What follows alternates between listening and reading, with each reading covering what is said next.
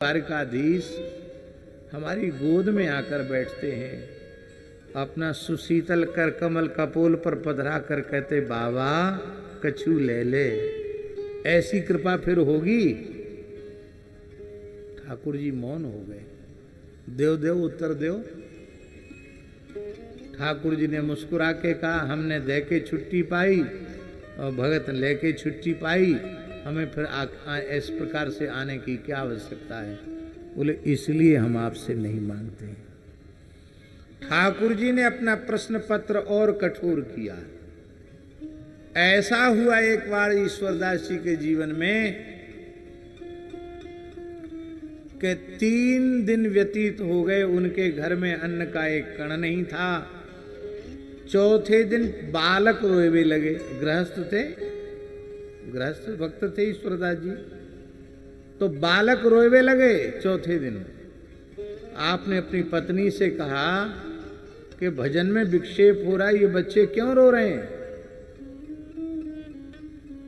बोले भगवान आप तो अपने ज्ञान विज्ञान से धैर्य धारण कर सकते हो, मैं भी धैर्य रख सकती हूं, पर ये छोटे बालक अब इनका धैर्य टूट गया है कि अब भूख सहन नहीं कर सकते हैं, क्या करूं? तब आपने कहा चूल्हा चेता दो, बटलोई चढ़ा दो और अदन धर दो, पानी भर दो। अदन धरना जानते हो ना, पकाने के लिए जो चावल पानी भरा जाता है। तो इस अदन धरने से बालकों को ये संतोष हो जाएगा कि जरूर कुछ न कुछ बनने वाला है, जब बन जाएगा तो खाने को मिलेगा। तो कुछ देर के लिए तो ये शांति करें बच्चे, कम से कम बालक। और जब धन्य है उनकी पतिव्रता भक्तिमती पत्नी, उसने एक शब्द कहे बिना ऐसा ही किया। और अब द्वारकाधीश हिल गए, अपने पीताम्बर में खिचड़ी का सामान सोंझ बांध कर लाए। श्री कृष्ण गोविंद हरे मुरारे, हे नाथ नारायण वासुदेव कीर्तन कर रहे हैं। और ठाकुर जी ने स्वयं बटलोई में अदन में दाल चावल छोड़े, अपने हाथ से खिचड़ी बनाई और बोले अब आंख खोल के जीम तो ले हो, बोलो वृंदावन बिहारी। फिर किसी वस्तु का अभाव नहीं रह गया उनके यहाँ। इसलिए उत्तम पक्ष है कि कुछ न मांगना, लेकिन न मांगने से क्या होगा? न मांगने से तो बड़ी समस्या हो जाएगी, भगवान के दर्शन की महिमा घट जाएगी। श्री हनुमान जी महाराज की जय, अयोध्या नाथ की जय, जय जय श्री सीताराम। श्री राम जय राम जय जय राम, श्री राम जय राम जय जय राम, श्री राम जय राम जय।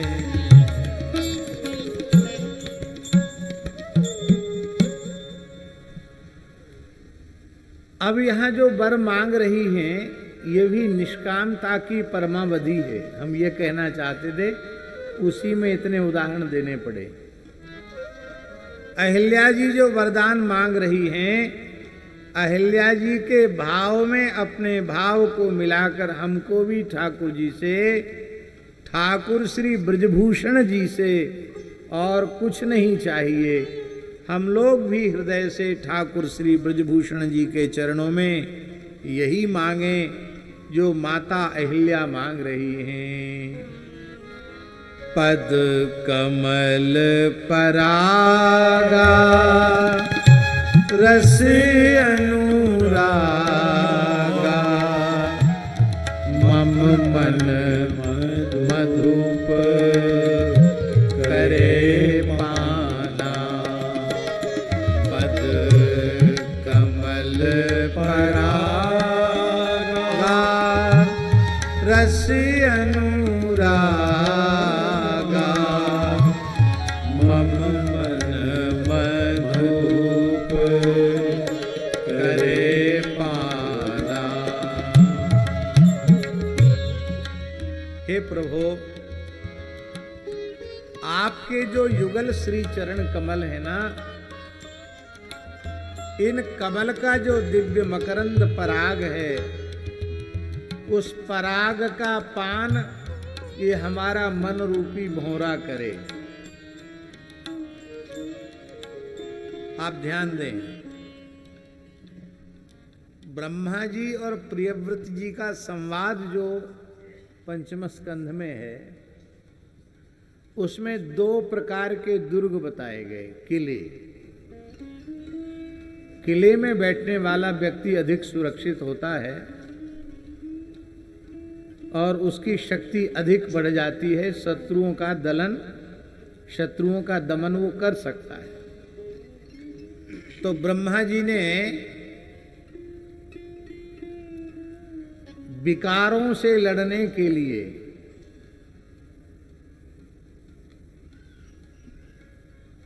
भैया जी, विकारों से लड़ने के लिए गृहस्थाश्रम को किला कहा।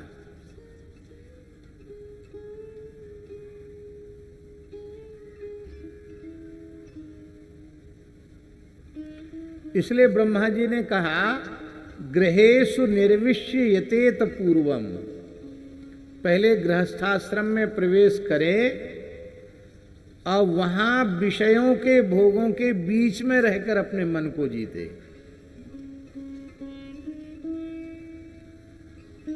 साधु साई भाषा में कहें तो न मिले के त्यागी तो बहुत होते हैं। वस्तु मिली है, उपलब्ध है, फिर त्याग दे, वो त्याग है। रोटी खाने को नहीं मिलती और हम कहें हमने रबड़ी खाना छोड़ दिया। अरे भले आदमी, रोटी तो मिल नहीं रही, रबड़ी को तुमने क्या छोड़ दिया?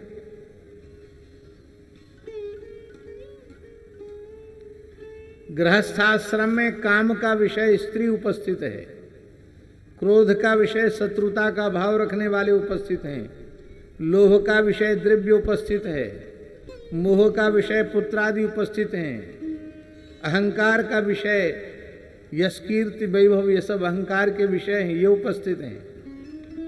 मात्सर्य का विषय भी उपस्थित है। सारे विकार प्रचुर मात्रा में गृहस्थ व्यक्ति के सामने उपस्थित हैं, पर इन सब के रहते हुए इनको उसे जीतना है। इसका मतलब है इनमें रहकर इनको जीतना, यही गृहस्थाश्रम में प्रवेश का उद्देश्य है।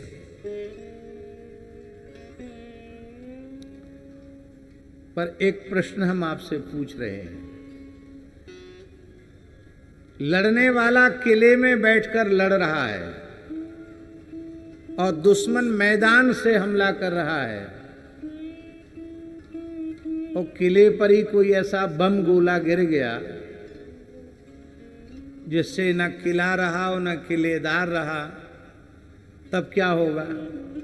तब आपकी सारी सुरक्षा धरी की धरी रह जाएगी। अथवा चलो बम गोला न गिरे, आप किले से लड़ रहे थे, कोई एक बाण अथवा कोई एक बंदूक की गोली आपको ही आकर मर्म स्थान में लग गई, तो आपके प्राण बचेंगे? नहीं बचेंगे। इसका तात्पर्य है गृहस्थाश्रम रूपी किले में रहकर विकारों को जीतना अत्यंत कठिन है। वहां एक मूल मंत्र रखना पड़ेगा, सावधानी हटी कि दुर्घटना घटी। और इतनी सावधानी है जाए तो निवृत्त रागस्य गृहम तपोवनम, निवृत्त राग व्यक्ति का गृहस्थाश्रम ही तपोवन हो जाता है, उसको तपोवन में जाने की आवश्यकता नहीं पड़ती।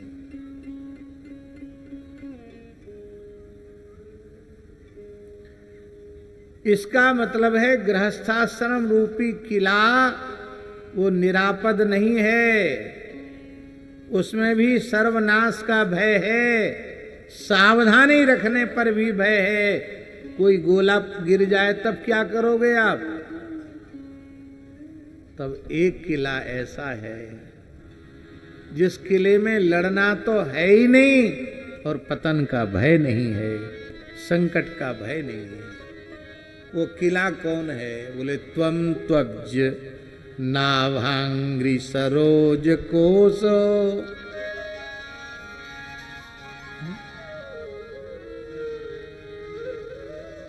भगवान कह रहे हैं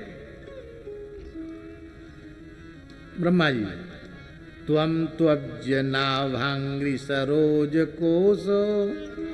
भगवान श्री हरि के चरण कमल रूपी कोश में हे प्रियव्रत तुमने अपने मन रूपी भौरे को स्थापित कर दिया है, इसलिए तुम्हारे लिए ये संसार बिल्कुल भी बाधक बनने वाला नहीं है। यही बात यहाँ अहिल्या जी कह रही है कि भगवान गृहस्थाश्रम के किले में रहकर तो निर्विकारों से लड़ ही रही थी, पर एक बम का गोला, काम का गोला ऐसा गिरा कि उसमें हमारा सब ज्ञान ध्यान, हमारा विवेक, हमारी बुद्धि पता नहीं कहाँ चली गई, पर हमारा पतन हो गया।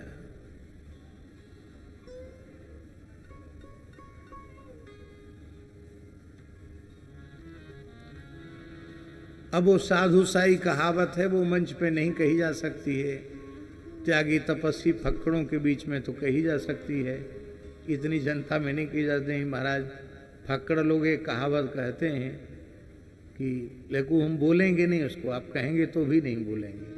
वैसे हम बहुत कुछ बोल जाते हैं जो नहीं बोलना चाहिए, और हमारी बात को लोग बावरे बाबा जी की बात है ऐसा मान के क्षमा भी कर देते हैं, सहन भी कर लेते हैं, लेकिन वो बात कुछ शब्द उसमें अश्लील आ रहा है, इसलिए उसका प्रयोग हम नहीं करेंगे।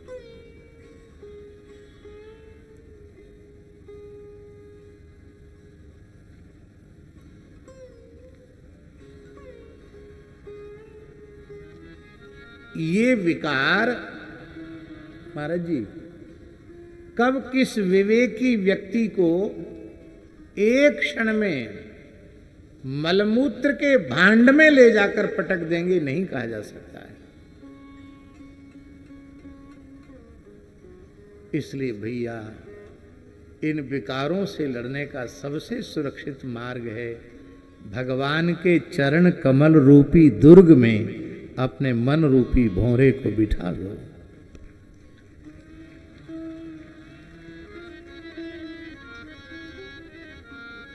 विकारों की हिम्मत ही नहीं वहां तक पहुंचने की, वहां लड़ना नहीं है, वहां तो मन मम मन मधुप करे पाना, वहां तो पीना है, चरण कमल मकरंद के रस को पीना है, वहां कुछ करना नहीं है।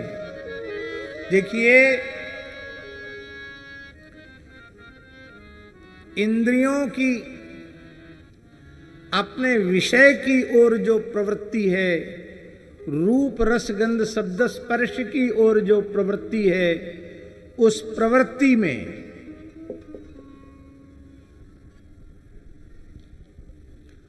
अथवा उन विषयों से निवृत्ति में कारण कौन है? कारण व्यक्ति नहीं है, कारण मन है। मन जिस इंद्रिय के साथ होता है वह इंद्रिय अपने विषय की ओर उन्मुख होती है, उसमें प्रवृत्त होती है, सेवन में प्रवृत्त होती है। मन जिस इंद्रिय के साथ नहीं होगा वो पता नहीं चलेगा। आप लोगों को भी अनुभव होता होगा, हमको भी कई बार होता है। कोई कहता है कि अमुक चीज कैसी बनी थी, तो हमने कई बार ऐसा कहना पड़ता है कि हमने ध्यान पूर्वक खाया ही नहीं तो हमको पता नहीं चला कैसी थी। ऐसा हो जाता है कई बार। आप भोजन में ध्यान न हो तो आप क्या खा गए आपको पता नहीं चलेगा। भोजन जैसी चीज में मन नहीं हो तो आपको पता नहीं चलेगा, फिर कहाँ पता चलेगा। कई बार आप चौराहे पर खड़े हैं, बड़ी भीड़ वाले इलाके में खड़े हैं, और आपको हमने पुकारा कन्हैया जी, कन्हैया जी, कन्हैया जी। कन्हैया जी खड़े, उन्होंने देखा न सुना। तब हम कन्हैया जी के निकट पहुंच गए, थोड़ा हाथ हिलाया, क्या भाई सुनते नहीं हो? तब आप कहेंगे महाराज जी हम यहाँ नहीं थे, हम कहीं और थे। इसका मतलब हमारी आंख हमारे कान तो यहीं थे, पर हमारे कान और हमारे आंख के साथ हमारा मन नहीं था, इसलिए ऐसा हुआ। तो इंद्रिय है, विषय भी उपस्थित है और विषय ग्राहक इंद्रिय भी उपस्थित है, पर उस इंद्रिय के साथ मन नहीं है, इसलिए उस इंद्रिय ने अपने विषय का ग्रहण नहीं किया। तो मन कहाँ रमता है? बोले मन मन नहीं है, ये मन ही मधुप है, ये मन ही मधुप है। और संसार के विषय रंग बिरंगे सुगंधित फूलों की कलियां हैं, ये भौरा सब जगह जाता है, पर ज्यादा देर ठहरता नहीं है। उड़ उड़कर वहां से फिर दूसरी कली, फिर दूसरे पुष्प, फिर दूसरे पुष्प। केवल एक कमल ऐसा है जिसमें भौरा आकर बैठता है, तो फिर वहां से जाने की बात सोचता भी नहीं है। आपने सुना होगा, बहुत प्रसिद्ध श्लोक है, रात्रिर्गमिष्यति भविष्यति सुप्रभातम। भौरा सोच रहा है कि अब तो कमल बंद हो गया, रात्रि व्यतीत होगी, सुप्रभात होगा। और हसिष्यति पंकजश्री, सूर्य उदित होंगे। रात्रिर्गमिष्यति भविष्यति सुप्रभातम भास्वान उदेश्यति, सूर्य उदित होंगे तो हसिष्यति पंकजश्री। इत्थम विचारयति कोशगते द्विरेफे, हा हंत हंत नलनीम गज उज्जहार। अभी भौरा सोच ही रहा था, तब तक हाथी ने आकर के कमल के सहित भौरे को जय सिया राम कर दिया, खा गया। संत मलुकदास जी का एक बड़ा प्यारा पद है उनकी वाणी का, पूरा पद गाने का अवसर नहीं, केवल एक पंक्ति गा देते। भगतन का मीत कन्हाई, प्राण धन ताबीनु कछु ना सुहाई। भगतन का मीत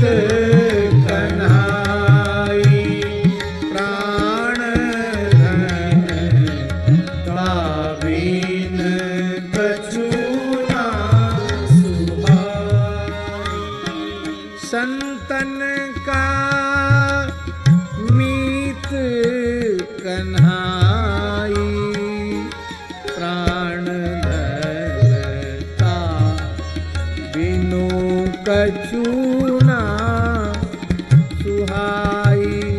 प्राण धनता बिनु कछु ना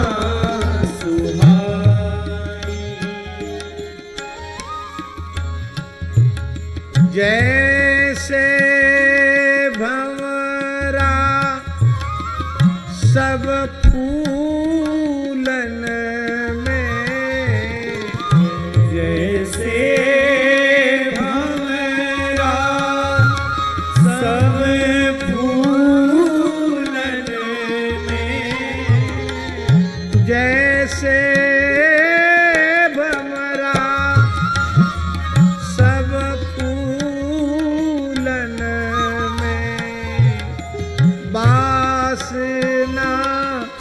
लेत अघाई। जैसे भंवरा सब फूलन में बास लेत अघाई। बास न लेत अघाई। बास न लेत अघाई। कमल ही पाए और सब त्यागे। कमल ही पाए और सब त्यागे। कमल ही पाई और सब त्यागे। कमल ही पाए और सब त्यागे। आप ही तहाँ बंधाई। आप ही तहाँ बधाई। भगतन का मीत कन्हाई। प्राण धन तावीनु कछु ना सुहाई। प्राण धन तावीन कछु ना सुहाई।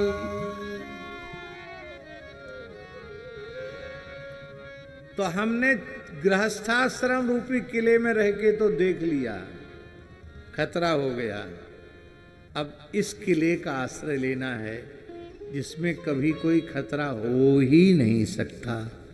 और वो किला है आपके चरण कमल रूप कोश रूप दुर्ग। इसमें हमारा मन रूपी भ्रमर बैठ जाए, मम मन मधुप करे पाना। और जब आपके चरण कमल मकरंद रस का पान करने लग जाएगा तो विषय सुख की स्पृहा। स्पृहा, अरे राम राम, बहुत हल्का शब्द है। श्री राधा सुधा निधि जी में लिखा है, अलम विषय वार्तया नरक कोटि विभत्सया। अलम जाने दो, विषय वार्ता मत करो, क्योंकि नरक की करोड़ों करोड़ों गुनी आग से भी ये भयंकर है। तो बोले फिर तुमको ब्रह्म सूत्र उपनिषद गीता भाष्य ये सुनाएंगे, वेदांत का प्रवचन करेंगे। बोले वृथा श्रुति कथा श्रमो, ये श्रुति कथा का श्रम भी मेरे लिए व्यर्थ है। क्यों? विभेमि बत कैवल्यतः, मुझे तो मोक्ष से भी भय है, कहीं मुक्त हो गया कैवल्य तो श्री जी के चरण कमल के रस की अनुभूति कौन करेगा? इनको नेह पूर्वक लाड़ कौन लड़ाएगा? क्या कहना। यह अवस्था उन भाग्यशाली जीवों की हो जाती है जिनका पद कमल परागारस अनुरागा। पद कमल परागारस अनुरागा। मम मन मधुप करे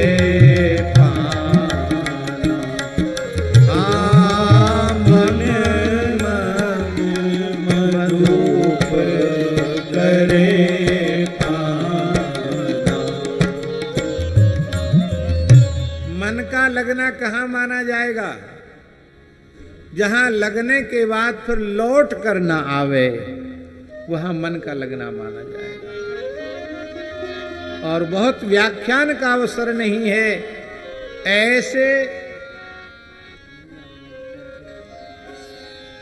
ऐसे केवल और केवल श्री ठाकुर जी ही हैं, श्री जी ही हैं, जिनमें मन लगने के बाद लौटकर संसार में नहीं आता।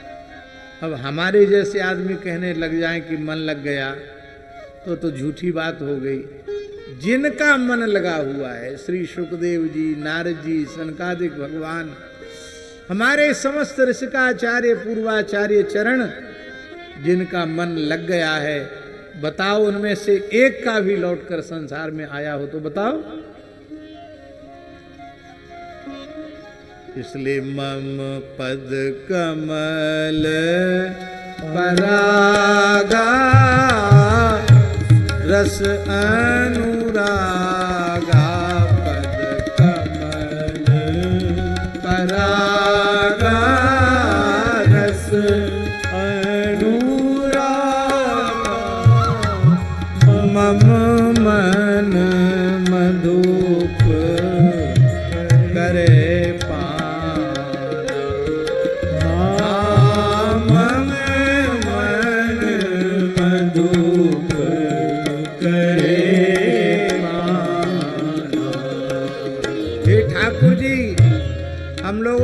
पात्रता तो नहीं है, पर कृपा करके यही वर दीजिए जो आपने अहिल्या जी को दिया।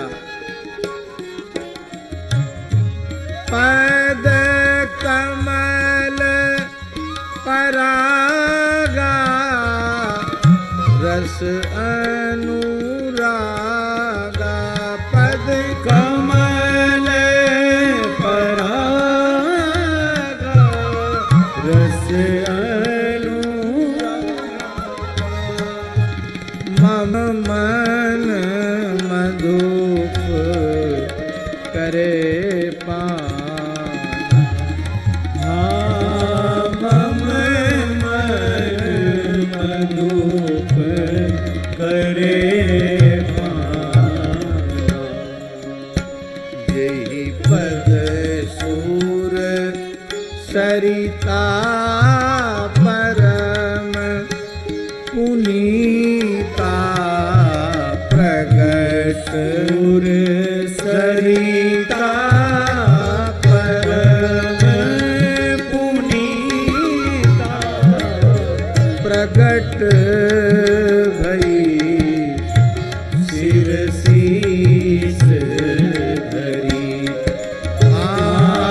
प्रगट भई सिर शीस धरी, सोई पद पंकज जेहि पूजत अज, मम सिर धरेउ कृपालु हरि।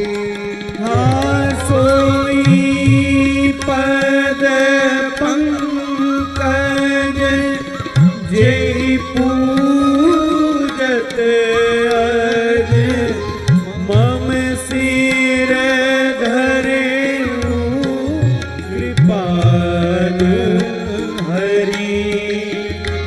यही भांति सिधारी गौतम नारी, बार बार हरि चरण पड़ी, यही भांति सिधारी गौतम नारी, बार बार हरि चरण पड़ी, जो अति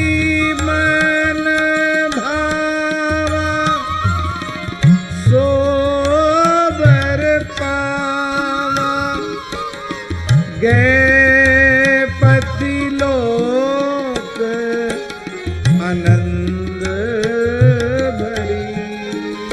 जो अति मन भावा सोवर पावा, गए पति लोक आनंद भरी। पर सत पद पावन सुख न सावत भई, तप कुंज सही। पर सत पद पावन शोक न सावत, प्रगट भई तप पुंज सही।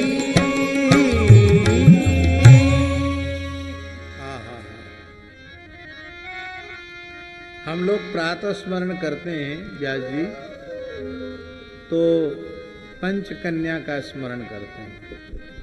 उन पंच कन्याओं में अहिल्या जी सर्वप्रथम है। अहिल्या, द्रौपदी, तारा, कुंती, मंदोदरी तथा पंचकन्या स्मरे नित्यम महापातक नाशनम। दास के मन का ये भाव है कि इन पांचों, यह पांचों कन्याएं सदा कन्यात्व भाव में, कन्यात्व भाव माने अत्यंत निर्मल भाव में रहने वाली इन पांच पंच कन्याओं का ये पंच कन्याएं प्रातः स्मरणीय हुई ही तब होंगी जब इन पांचों के मम मन मधुप करे पाना। पद पदम परागा रस अनुरागा, मम मन मधुप करे पाना। अहिल्या जी तो पहले नाम आ गया, अहिल्या जी तो बोल ही रही है। द्रौपदी ने भी अपने चरण के मन मधुप को कृष्ण चरण कमल में लगा दिया है। द्रौपदी, तारा, तारा ने भी, तारा को भगवत तत्व का विज्ञान है। तारा विकल देख रघुराया, दीन ज्ञान हर लीनी माया। तो तारा ने भी अपने मन रूपी भौरे को श्री रघुनाथ जी के चरण कमल में समर्पित कर दिया है। कुंती, कुंती का तो क्या कहना। नमः पंकजनाभाय, नमः पंकज मालने, नमः पंकज नेत्राय, नमस्ते पंकजांग्रे, धन्य है। तो कुंती ने भी अपने मन रूपी भौरे को चरण कमल रूपी कोश में विराजमान कर दिया है। और मंदोदरी ने भी अपने मन को श्री रघुनाथ जी के चरण कमल रूपी कोश में विराजमान कर दिया है। इसीलिए प्रातः स्मरणीय हो गई। अब देखिए,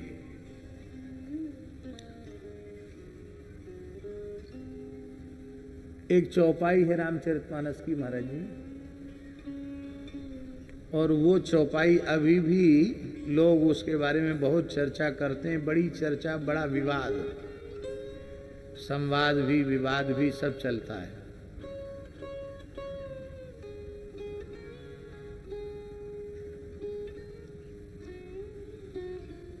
जन अवगुण प्रभु मान न काहू, दीन बंधु उत मृदुल स्वभाव, रहत न प्रभु चित चूक किए की, करत सुरत सैवार हिए की।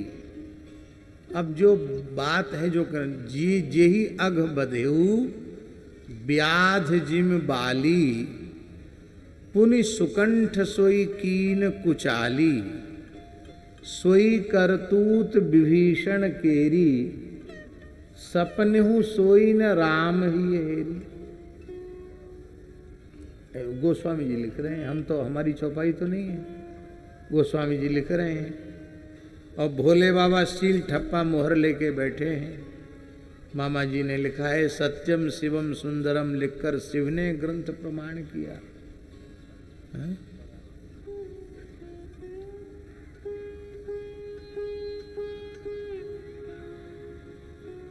अब यहां प्रश्न है, क्या भगवत साक्षात्कार प्राप्त होने के बाद भी, भगवान का सख्यत्व प्राप्त होने के बाद भी सुग्रीव में सुधार नहीं आया,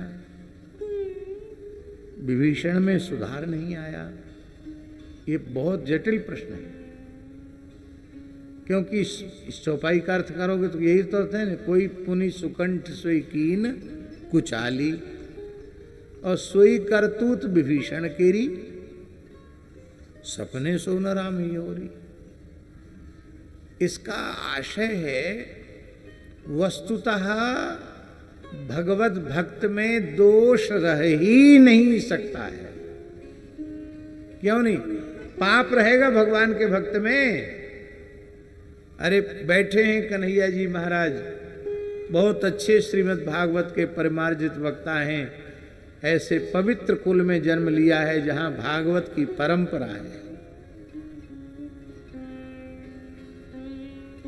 ऐसे महत्पुरुष के पौत्र हैं कि भागवत तो आपके रग रग में समाहित है। हमारी चित्रलेखा जी विराजमान है, भागवत की सुंदर कथा के साथ, और बड़ी अद्भुत आदर्श गो सेवा में भी लगी हुई है।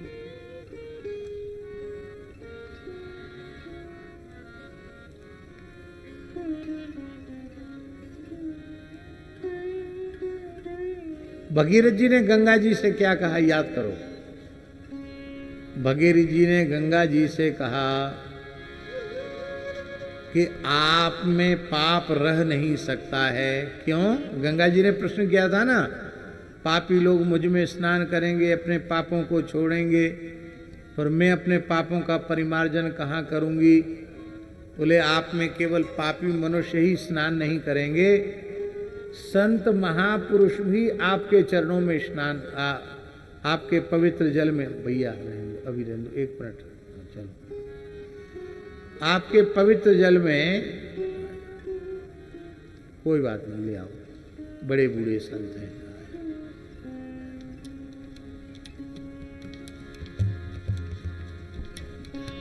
उनको चढ़ाओ तो भाई ऐसे दे दो मैं माला।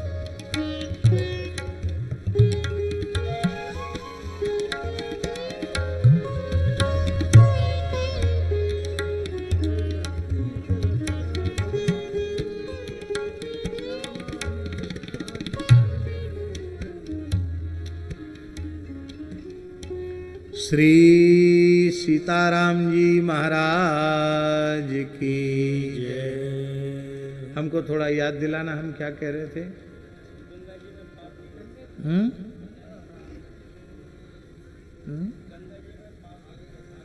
हाँ, अब बताया। गंगा जी ने कहा, किंचाहम न भुवम यासे नरा मह्यम व्रजन चघम, मैं धरती पर नहीं जाऊंगी, लोग मुझ में पाप धोएंगे, मैं कहाँ जाऊंगी? तो भगीरथ जी ने उत्तर क्या दिया? साधवो न्यासिन शांता ब्रह्मिष्ठा लोकपावना हरंत्यघम तेंग संगात ते स्वास्थ्य यज्ञ विद्धरी। केवल संसार के पापी मनुष्य ही तुम्हारे जल में स्नान नहीं करेंगे, तुम्हारे जल में संत महापुरुष भगवत भक्त भी स्नान करेंगे।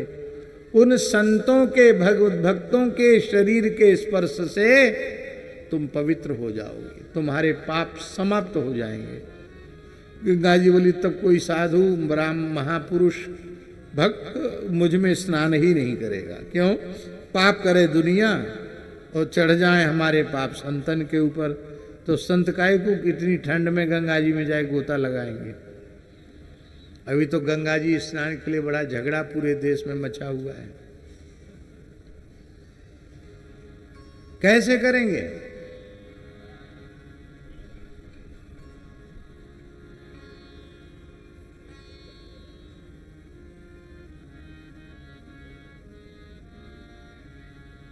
गंगा जी के जी जो उत्तर दिया है भगीरथ जी ने, तेसु अगभिद हरि ही आस्ते, तेसु तेषु माने साधुषु भक्तेषु अगभिद हरि आस्ते। संपूर्ण पापों को नष्ट करने वाले जो भगवान हैं वो भगवत भक्तों के हृदय में विराजमान रहते हैं। सूर्य के पास अंधकार जा सकता है क्या? तो या तो आप विभीषण जी को भक्त मत मानो, सुग्रीव जी को भक्त मत मानो। ये न मानोगे तो महाअपराध होगा। सुग्रीव जी परम भक्त हैं, विभीषण जी परम। एतान हम परम भागवतान नमामि। परम भागवत हैं सुग्रीव जी महाराज, परम भागवत हैं विभीषण जी महाराज। इनमें पाप रह नहीं सकता, इनको पाप छू नहीं सकता। फिर गोस्वामी जी ने कैसे कह दिया, सोई करतूत विभीषण केरी, सपने सोई न राम ही हेरी। इसका बड़ा सूक्ष्म भाव पूज्य सदगुरुदेव प्रातः स्मरणीय श्री भक्तमाली जी महाराज इसका बड़ा सूक्ष्म भाव देते थे। महाराज जी कहते थे कि वस्तुतः भगवत प्राप्ति, भगवत साक्षात्कार के बाद भक्त में विकार नहीं रह जाता है, क्योंकि सारे वाक्य भगवत साक्षात्कार की महिमा के सारे वाक्य असिद्ध हो जाएंगे। सच्ची बात यह है कि भक्ति का उदय होने के पश्चात तारा सती नहीं हुई और भक्ति का उदय होने के पश्चात मंदोदरी भी सती नहीं हुई, जबकि दोनों महासतियां थी। क्यों सती नहीं हुई? तारा की समझ में आया, क्योंकि दीन ज्ञान हर लीनी माया। तारा की समझ में आया कि इतने दिन तक हमने संग तो किया पर विमुख बाली का संग किया, पर अब जीवन के जो दिन शेष हैं अब संत सुग्रीव का संग करने का अवसर आया, तो मैं पतिलोक जाऊं, इतनी मूर्खा तो मैं नहीं हूं। इसलिए तारा ने सुग्रीव के साथ रहना स्वीकार किया और मेरी भाभी हैं, मेरे बड़े भाई की पत्नी हैं और पहले ये अपने पतिदेव के साथ सिंहासन पर विराजमान रही हैं, तो हमें इनके आसन को छीनना नहीं चाहिए। जैसा आदर सम्मान इनका पहले था वही इनका रहना चाहिए, क्योंकि ये भी भगवत भक्ता हैं। भक्ता का संपर्क, भक्ता का स्पर्श मुझे प्राप्त होना चाहिए।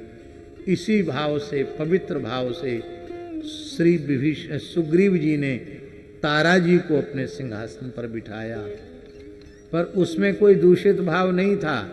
पर संसार के लोगों ने कहना शुरू कर लिया, साहब बाली को क्यों मारा? इसलिए मारा कि सुग्रीव की पत्नी को रख लिया था। अब देखो तारा कहाँ बैठी हैं? बगल में बैठी हैं। राम जी की आंख बंद हो गई। इस भाव को लेकर, लोकापवाद की बात को लेकर के गोस्वामी जी ने सपने हो सोई न राम ही हेरी।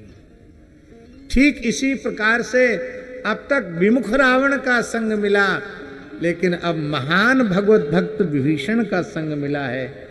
तो भक्त का संग प्राप्त करके दुर्लभ भगवत प्रेम प्राप्त कर लेना चाहिए। इसलिए मंदोदरी सती नहीं हुई, मंदोदरी ने विभीषण का संग प्राप्त के रस रूपा प्रेम लक्षणा भक्ति प्राप्त की। बोलो भक्तवत्सल भगवान की जय। भैया जी एक बात कह दें, प्रसंगवश मुंह पे आ गई है तो कह देते हैं। भक्त को, साधक को, साधु को केवल भगवान की दृष्टि में पवित्र रहना चाहिए। फिर सुन ली ये बात, साधक हो, हरिभक्त हो, शरणागत हो, उसे भगवान की दृष्टि में पवित्र रहना चाहिए। और सच्ची बात यह है कि भगवान की दृष्टि में जो पवित्र रहता है वस्तुतः पवित्र भी वही होता है। संसार की दृष्टि में तो लोग इतना बढ़िया अभिनय कर लेते हैं कि घोर दुष्ट दुराचारी व्यभिचारी पुरुष भी महान ब्रह्मचारियों कैसा अभिनय कर लेते हैं। आप क्या करोगे उसके लिए? काल नेमी की साधुता देखकर हनुमान जी जैसे चक्कर में फंस गए, कौन नहीं फंस जाएगा? इसे साधक का कर्तव्य है कि सर्वगत सर्वरूप सर्वमय भगवान से कुछ भी छिपा हुआ नहीं है। हम जो कर रहे हैं वो देख रहे नहीं, हम जो सोच रहे हैं वो भी वो भीतर बैठकर देख रहे हैं। तो जो भगवान के दास को, भक्त को नहीं सोचना चाहिए, वो हमारे भीतर कैसे आ रहा है? इतना सावधान रहे तो भक्ति सुरक्षित रह सकती है। बोलो भक्त वत्सल भगवान की जय। अस प्रभु दीन बंधु हरि कारण रहित दयाल, तुलसीदास सठते ही भज छाड़ी कपट जंजाल। भगवान गंगा जी के तट पर गए, गंगावतरण का प्रसंग विश्वामित्र जी ने सुनाया। गंगा स्नान किया, संध्योपासन तर्पण ब्राह्मणों को दान किया और इसके बाद वहाँ से चले तो बेग विदेह नगर नियर आया। चले हर्ष चले मुनिवृंद सहाया, बेग विदेह नगर नियर आया। श्री नरहरदास जी ने भी सुना होगा। हमने पूज्य बक्सर वाले महाराज जी के लिए, महाराज जी के मुखारविंद से सुना। बक्सर वाले महाराज जी कहते थे कि अब तक आराम से चल रहे थे, लेकिन जैसे ही गंगा पार हुए कि श्री किशोरी जी की भूमि में जाने की इतनी त्वरा बढ़ गई कि बेग विदेह नगर नीराया। इतनी तेजी से सरकार के पग चल पड़े उस दिशा की ओर जहाँ श्री लाडली जी प्रकट भई हैं कि बेग विदेह नगर नियर आया, एकदम पास में आ गया। और यह जनकपुर धाम ही है जिसका दर्शन करके श्री राम जी अत्यंत आनंदित हो जाते हैं। बड़ी सुंदर शोभा है, बावड़ी कुएं की, सरिताओं की, वहाँ का सलिल तो अमृत के समान है। मणिमय सोपान उनमें बने हुए हैं, सुंदर भौरे गुंजार कर रहे हैं, मानो श्री किशोरी जी का यशगान कर रहे हों। सुंदर पक्षी कलरव कर रहे हैं, मानो श्री किशोरी जी का यशोगान कर रहे हों। ऐसी शोभा है। यद्यपि है तो श्री राधा सुधानिधि जी का ये भाव, लेकिन इस प्रकरण में हमको ये भाव इस प्रकार का लगता है। ये जनकपुर मिथिला की श्री शोभा कैसी है। जैसे भैया जी हमारे वृंदावन में राधा करावचित पल्लव वल्लरी के, राधा पदंक विलसन मधुर स्थली के, राधा यशो मुखर मत खगावली के, राधा विहार विपिने रमताम मनो। ठीक इसी प्रकार से जहां सरकार पधारे हैं, बापी कूप सरित सर नाना, सलिल सुधा सम मणि सोपाना, गुंजत मंजू मत रस भृंगा, कल बहुबरन बिहंगा, रम्यता राम जब देखी, हर से अनुज समेत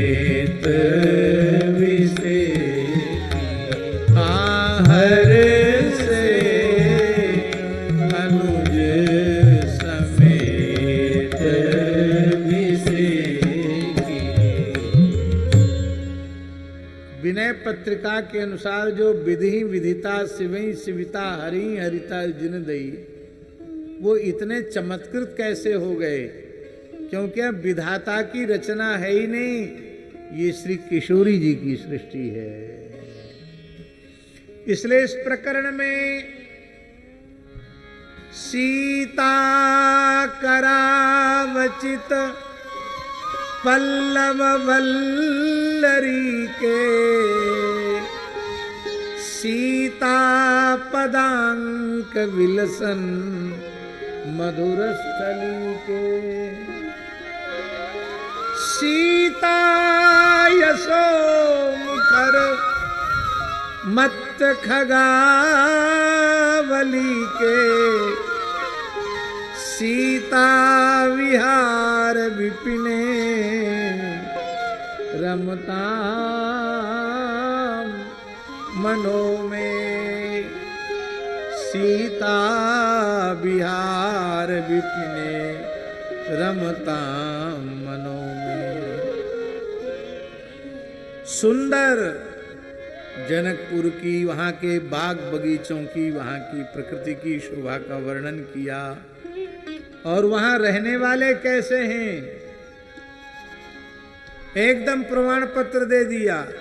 पूरे नर नारी सुभग सूची संता, धर्मशील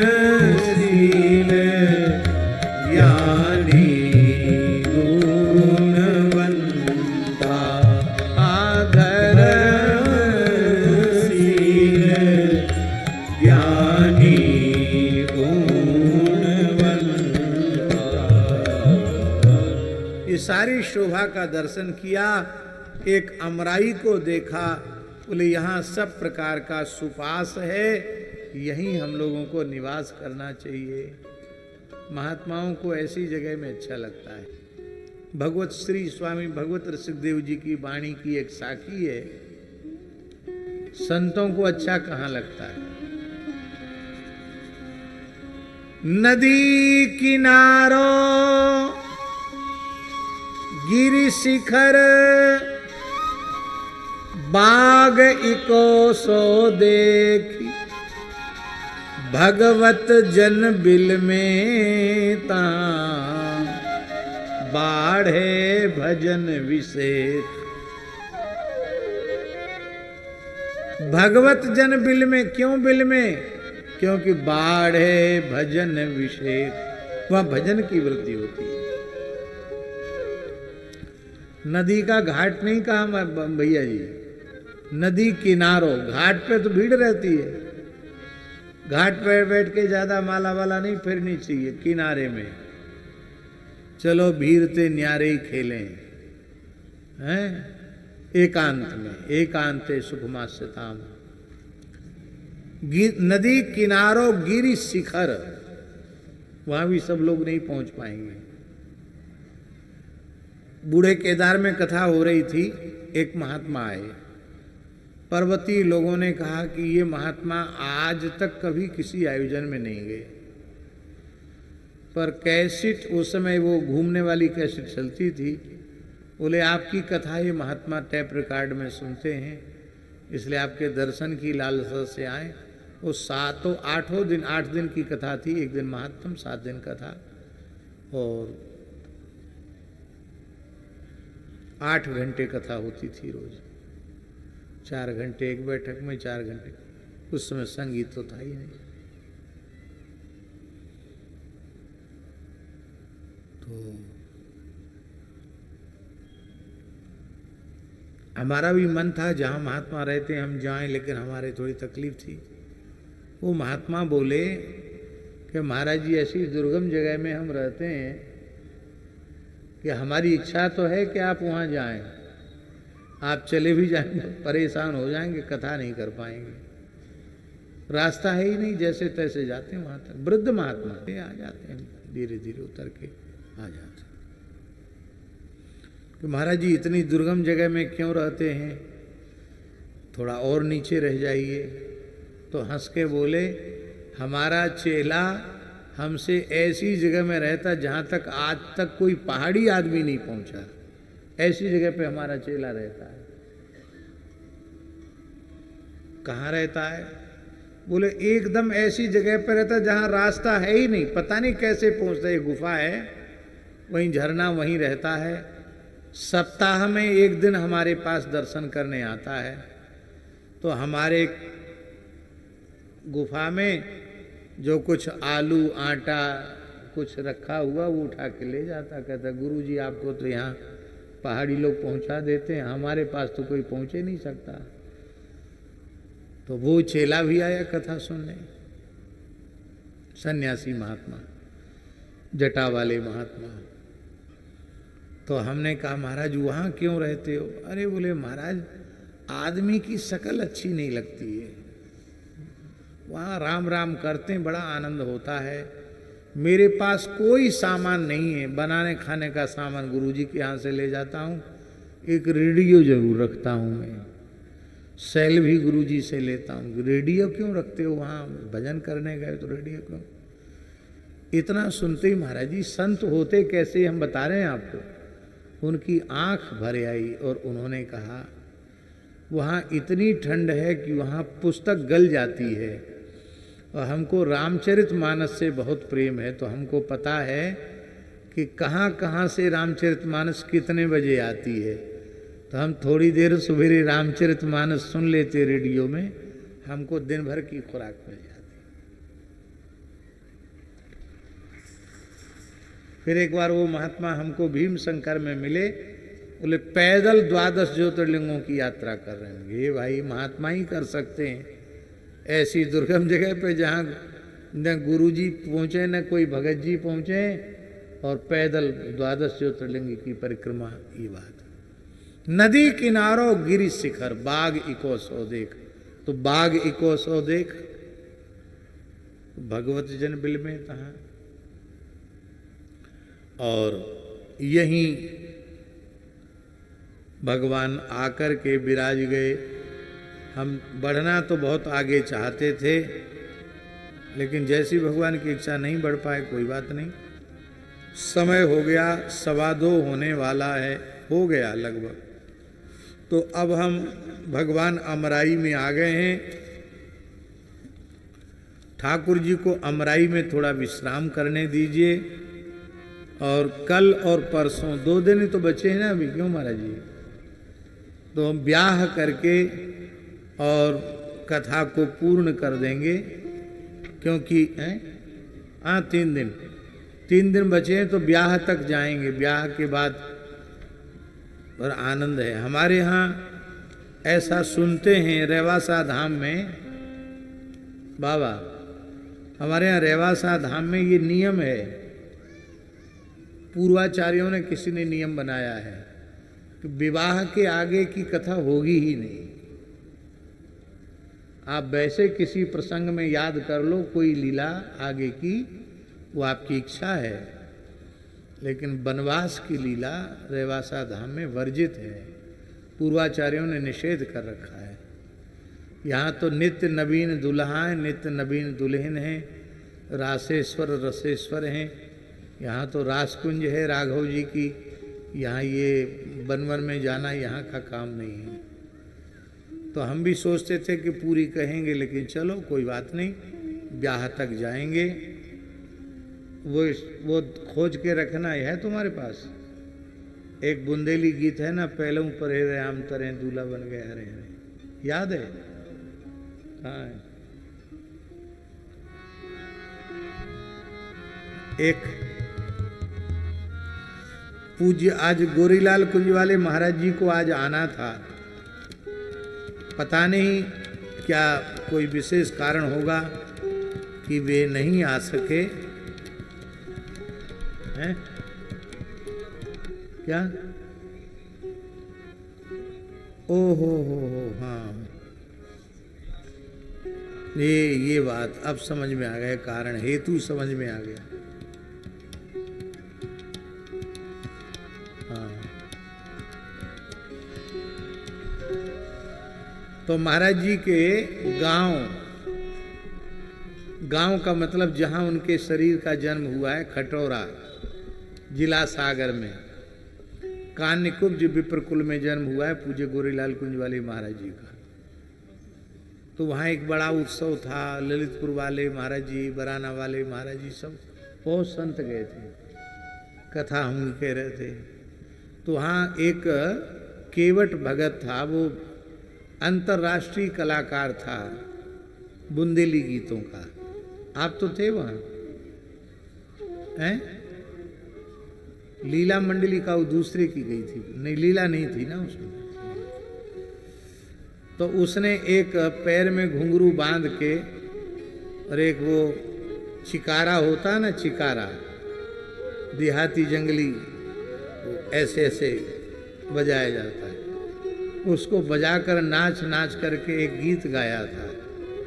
और उस गीत का आशय बहुत बढ़िया है कि आकर राम लक्ष्मण गुरु जी के साथ अमराई में नीचे ही सो गए, लेकिन देखो मिथिला की अमराई की महिमा कि यहाँ सोए तो दूल्हा बन गए। बोलो भक्त वत्सल भगवान की जय। बुंदेली शब्द हैं, पहलों परे रे आम तरे दूल्हा बन गए हरे हरे। पहलों परे रे आम तरे दूल्हा बन गए हरे हरे। पहलों परे रे आम तरे दूल्हा बन गए हरे हरे। पहलों परे रे आम तरे दूल्हा बन गए हरे हरे। जिन पावन से पथरा तर गए, अरे जिन पावन से पथरा तर गए, जिन पावन से पथरा तर गए, जिन पावन से पथरा तर गए, पथरा तर गए, हाँ पथरा तर गए, पथरा तर गए, हाँ पथरा तर गए। उन पावन के पाँव परे, उन पावन के पाँव परे दूल्हा बन गए हरे हरे।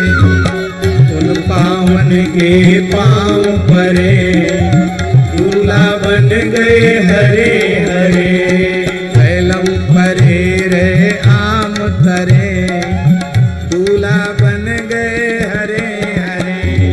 पहलों परे रे आम तरे दूल्हा बन गए हरे हरे।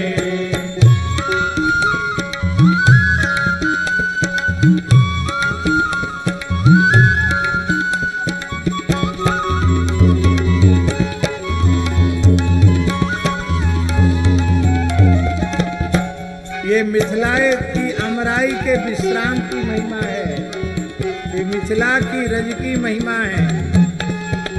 और क्या हो गया? अरे 10,000 पे उठो नैया, 10,000 पे उठो नैया, 10,000 पे उठो नैया, 10,000 से उठो नैया, उठो नैया टूटो नैया, उठो नैया टूटो नैया। वो धनुष टूट गओ हाथ धरे, धनुष टूट गओ हाथ धरे।